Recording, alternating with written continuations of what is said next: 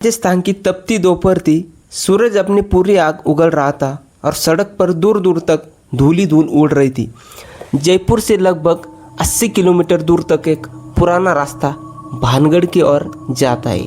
लोग कहते हैं सूर्यास्त के बाद वहाँ जाना माना है, पर 4 कॉलेज के दोस्त आरव, निखिल, साक्षी और तन्वी उस दिन उसी मनाही को तोड़ने जा रहे थे। आरव ने गाड़ी की स्पीड धीमी की और बोला, यार ये जगह वाकई इतनी डरावनी है क्या? नेट पर जितना पढ़ा है उतना तो कुछ भी नहीं लग रहा। फिर साक्षी बोली, डरावनी नहीं, श्रापित है। कहते हैं वहाँ कोई रात गुजार नहीं सकता। निखिल हंस पड़ा, भूत भूत कुछ नहीं होते, सब मन का वहम है। लेकिन तन्वी चुप थी, उसके आंखों में कुछ अजीब डर था, जैसे वो कुछ महसूस कर रहे हो। भानगढ़ कभी कभी एक समृद्ध राज्य था। यहाँ राजा मधु सिंह रहते थे, जो अमेर के राजा मानसिंह के छोटे भाई थे। किला सुंदर था। रानी रत्नवती अपनी सुंदरता के लिए प्रसिद्ध थी। कहानी कहती है एक तंत्रिक सियानाथ उस रानी पर मोहित था। उसने जादू से रानी को अपने वश में करने की कोशिश की, पर रानी ने उसकी चाल पहचान ली और तिलक की बोतल उसी पर फेंक दी। वो जादू उल्टा पड़ा और वही तांत्रिक पत्थर बन गया। मरते मरते उसने श्राप दिया, भानगढ़ कभी आज़ाद नहीं रहेगा, यहाँ जो भी रहेगा नष्ट हो जाएगा। कहते हैं उसके कुछ दिनों बाद भानगढ़ में भयानक युद्ध हुआ और पूरा नगर उजड़ गया। आज भी वहाँ कोई नहीं बसता।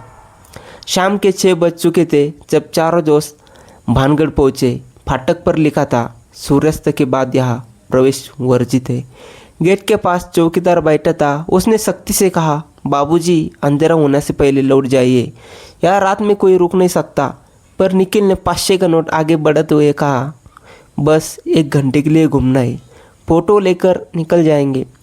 चौकीदार ने आंखें फेर ली। चारों अंदर चले गए। अंदर का माहौल अलग ही था। टूटी दीवारें, सूखी हवाएं और हर कोने में एक सन्नाटा। एक पुराना मंदिर, एक बाजार की खंडहर सी गली और बीच में वह विशाल किला। तन्वी धीरे धीरे बोली, मुझे यहाँ अच्छा नहीं लग रहा। आरव, चलो वापस चलते हैं। आरव बोला, डर मत, बस थोड़ा आगे देखते हैं। जैसे ही सूरज की आखिरी किरण गायब हुई, वातावरण बदल गया। हवा भारी हो गई। चारों को लगा जैसे कोई सासू की आवाज़ पास आ रही है। निखिल ने मोबाइल की टॉर्च ऑन की। टॉर्च की रोशनी दीवार पर पड़ी और वहाँ एक परछाई हिली। साक्षी चिल्ला उठी, वो क्या था? आरव ने कहा, शायद हवा में झूमता पेड़। पर पेड़ वहाँ था ही नहीं। उसी वक्त पीछे से किसी औरत की धीमी हंसी सुनाई दी। हा हा हा। चारों के रोंगटे खड़े हो गए। तन्वी ने आरव का हाथ पकड़ लिया। ये आवाज़ मैंने पहले भी सुनी है। साक्षी ने डरते हुए पूछा, कब? कल रात सपनों में। गली के मोड़ पर एक टूटी हवेली थी। दरवाजा आधा खुला था। निखिल ने कहा, चलो अंदर देखते हैं। भीतर गुप्त अंधेरा था। दीवारों पर किसी और युग के चित्र, जिन पर खून जैसे निशान थे। तन्वी ने देखा एक कमरे में रानी की पुरानी तस्वीर लटकी थी। नीचे लिखा था, रानी पद्मावती, भानगढ़ की आखिरी आत्मा। अचानक तस्वीर अपने आप हिलने लगी। दीवारों से सिसकिया की आवाज़ आने लगी, भानगढ़ छोड़ दो, हमारा श्राप अधूरा है। आरव ने मोबाइल निकाला और वीडियो रिकॉर्ड करने लगा, पर स्क्रीन पर कुछ और दिख रहा था। एक काली परछाई जो धीरे धीरे उसकी तरफ बढ़ रही थी। भय से सब बाहर भागने लगे, पर निखिल पीछे रह गया। आरव चिल्लाया, निखिल बाहर आओ, निखिल बाहर आओ। उसका कोई जवाब नहीं आया। वे हवेली के दरवाजे पर पहुंचे, मगर अब वो दरवाज़ा बंद था। अपने आप भीतर से किसी के चीखने की आवाज़ आई, मुझे छोड़ दो, मुझे छोड़ दो।